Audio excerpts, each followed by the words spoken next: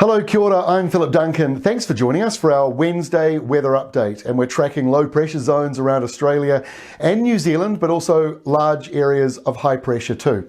On the satellite map today, we can still see low pressure here along the eastern side of Australia. We've got weak low pressure around the western side of Australia. And that low that's been around Gisborne is finally falling apart, although there's still low pressure in this zone. So with a lot of low pressure and easterlies, that's still La Nina. Now La Nina has started to weaken in the last 2 weeks. It sort of delayed itself by a few weeks and now it is slowly weakening, but it is lingering on a little bit longer than we thought, and therefore we're getting more easterlies and just more of these low pressure zones to the north. It is still expected to be gone by the time we reach winter, but we're on the sort of ending part of that La Nina phase. Around New Zealand at the moment, we've got a few showers, this westerly setup here bringing in a bit of wet weather in the days ahead, but nothing too substantial. I know that you really do need that rain in Southland and the totals are not that great. We've got a map for you in a moment. On the animated wind map, you can see these low pressure zones that are La Nina-like, with the easterly winds feeding into them and sort of subtropical airflows coming into them.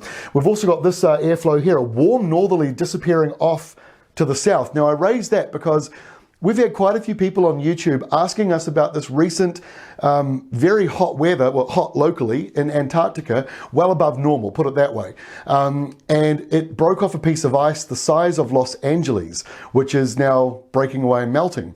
Now, the reason for this surge of hot weather came from what we call an atmospheric river. It looks a little bit like this. It's when you've got two airflows meeting and then it sort of funnels away.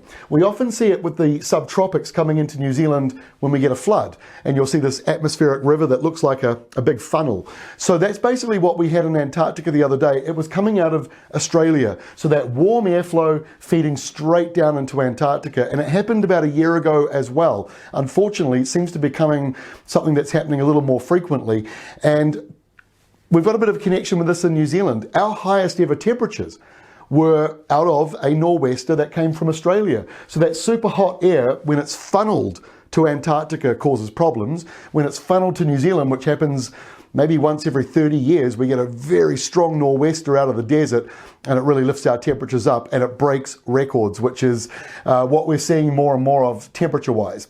So that just explains that setup because of the people who are asking me about it. I'm not a scientist, but that is certainly the research that I've seen on it, explaining it. So let's take a look at the temperatures here in New Zealand as I just showed you that nor'wester coming out. So Wednesday, well above normal. Look at this, mid to late 20s.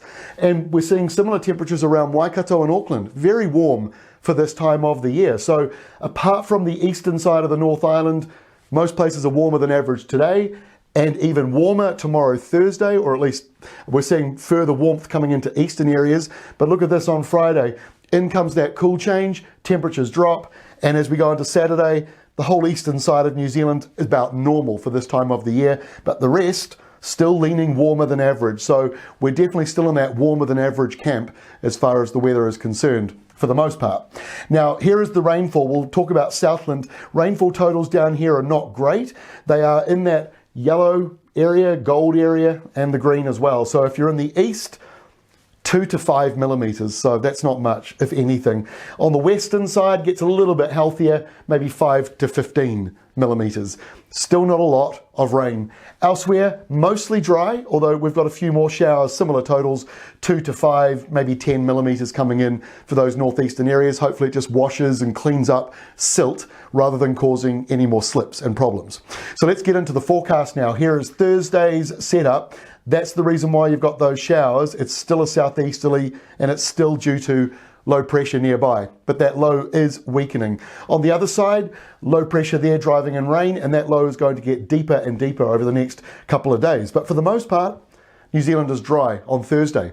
On Friday, we see some showers down around Southland and the eastern side. Those totals are low. They're in that 1 to 5 millimeters for 24 hours. The low out here in the Tasman, quite large, and windy as well. Very strong winds in this area. So if you're flying from New Zealand over to Australia, you might get a bit of a speed up as you go through in that area. But most of the rain falling out at sea on Friday. As we go into the weekend, that stormy system remains out at sea for the most part, but we do see a few showers just being draped across into the west coast, and also a few more showers lingering along the eastern side. I'm sure you're very over that now, and the good news is the rain is not so intense along those eastern areas of Australia. As we get into Sunday, we've got low pressure drifting down here towards Victoria and the coastal parts of New South Wales, even getting into ACT, and in the New Zealand area, more showers through the central area and a couple of showers out in the east there. I know you're well and truly over those. And as we go into next week, Monday kicks off with a fairly big area of high pressure, and we do have some low pressure still stuck here, but it's so far skirting away from New Zealand. We've seen the rain map sort of back and forth a wee bit on it, but the high seems to be the controlling feature for that rainmaker. And if you look to the tropics, a couple of storms up here could be worth keeping an eye on. Whether they turn into a tropical cyclone or not, that remains to be seen, but certainly we're still in that peak part of the year for tropical cyclones. The cyclone season does not end until the very end of April. That's all from me for today. We're back again tomorrow with our next update as we head in towards the weekend. And for more details, please go to weatherwatch.co.nz or ruralweather.co.nz.